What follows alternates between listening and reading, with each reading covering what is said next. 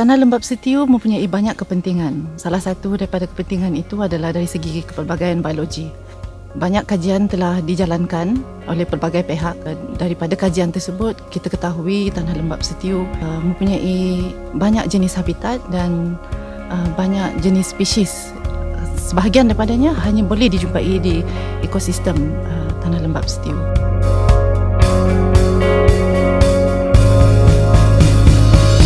Ekosistem Setiu ni dia komponen dia mengandungi ada 9 komponen kan. Tapi yang utamanya ialah hutan paya laut lah.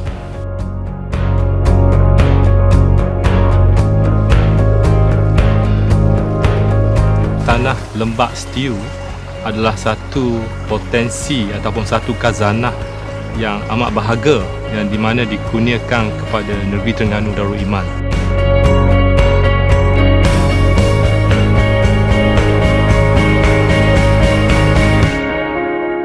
Di Setiu, kita ada projek pemudaharaan penyu dan tuntung laut di mana kita bekerjasama dengan Jabatan Perikanan Malaysia untuk bina kawasan tempat penetasan penyu dan tuntung laut di pantai berdekatan dengan Penari Inn Resort.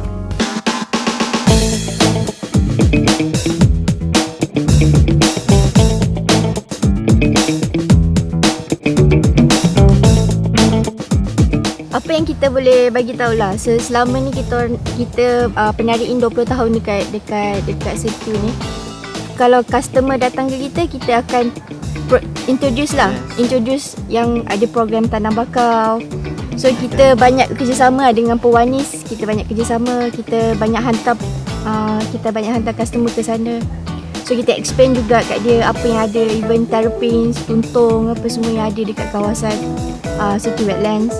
Why kita buat macam tu, kenapa kita buat macam tu. So dalam masa yang sama, orang yang memang minat nature, mereka akan interested lah. So dari situlah kita create package lah untuk orang yang memang suka nature.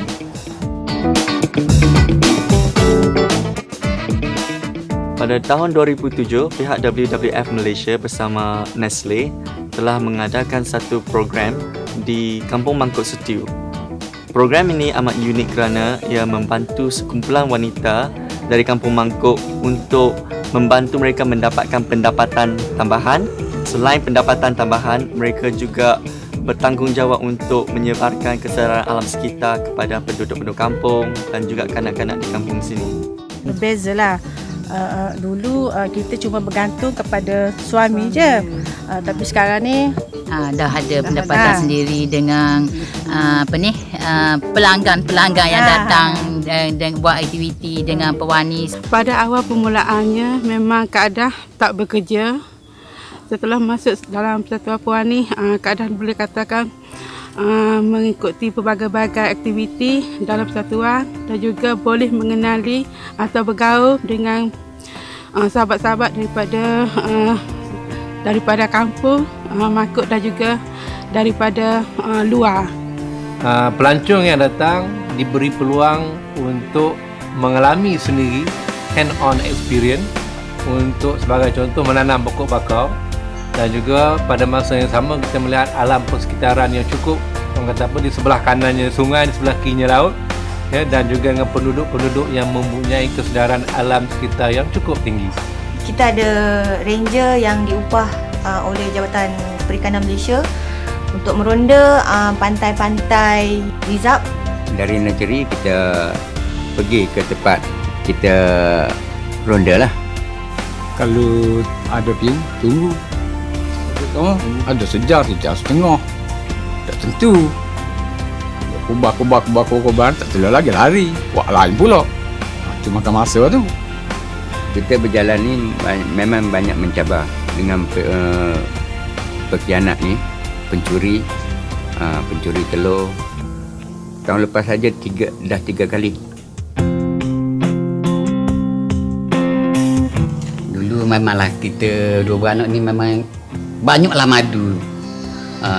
Madu pada bunga gelang, capu-capu lah bunga mesu diambil. Dulu kira tong besar, beledi besar. Hak muak berapa banyak mana kira beledi besar. Bawa kau ni kan, ada lah payah. Lambat. tak mari, tak ada bunga tak mari kan. Memang dia tak mari. Kalau tak ada pokok tu, bunga tak ada kan. Dia tak mari, memang dia tak mari. Orang terbang ambil buah arang. Dari segi ancaman kepada ekosistem gelam ni, of course lah yang pertamanya yang kita nampak adalah land use changes. Maksudnya semakin lama, semakin banyak pembangunan diperlukan, penempatan diperlukan dan semakin banyak kawasan gelam ni dibuka. This is because satunya ramai yang anggap kawasan gelam ni sebagai wasted land. Jikalau hutan paya laut ni tak ada, air yang ada dalam sungai itu akan menjadi kotor. Tapi bila mengalir ke laut, air itu beracun bertoksik. Apa kata benda-benda yang ada di tepi sungai, di tepi pantai? Contoh kita kata macam dengan zooplankton, makanan asasi ikan, dah mati, dah rosak. Apa memang ada? Banyak apa? Ada banyak masa tak banyak mana juga. Sebab apa sekarang kau? Lapar, ada mungkin sebab lapar. Sebab apa tu? Kemungkinan air tu dah tercemar dah. Susah dah sekarang cari makan tak macam dulu lah. Zaman nenek-nenek kita dulu lah. Tu lain. Ketang nipah lah. Sekarang nak cari mana ada, susah. Dulu pergi bawa lapu kecil je, pergi tekang-tekang je tu. Tak tahu dah. Kalau boleh kita nak buat pun boleh ha. Kita nak pulih balik, kita nak penuhkan pokok bakar, kita nak penuhkan pokok nipah. Kita bagi kesedaran pada komuniti orang kampung, betul-betul bahan gini-gini. Mungkin satu hari kita jadikan satu destinasi tempat tarikan pacungan. Ini harapan kami. Tuntung laut yang ada di Malaysia adalah di Setiu sebenarnya adalah antara populasi yang terakhir lah di dunia. Saya rasa di sini perlu kita bersama-sama, penduduk-penduduk masyarakat setempat, kerajaan kita perlu bersama-sama bagaimana menjadikan Setiu Wetland ni sebagai satu destinasi pelancong. Apa yang penting, kerjasama dapat diteruskan dan kesemua pihak mempunyai satu wawasan yang sama untuk tanah lembap Setiu.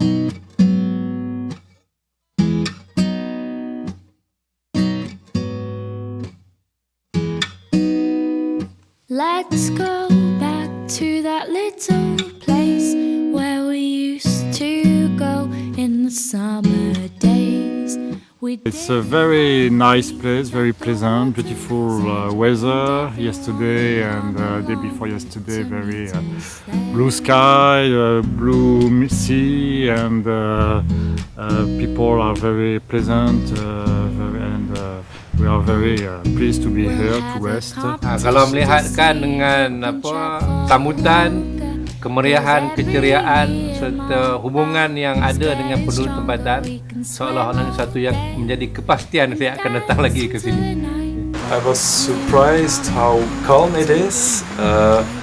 On the beach, nobody is there. You have really time to walk all the beach long, and it's perfect to have relaxing time here. So if you're looking for a party, that's not the place.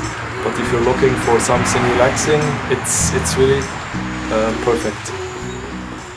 Rumah saya di satu tempat indah, tempat istimewa, Setiu namanya, di mana saya boleh berkawan dengan penyu agar, tuntun dan buaya.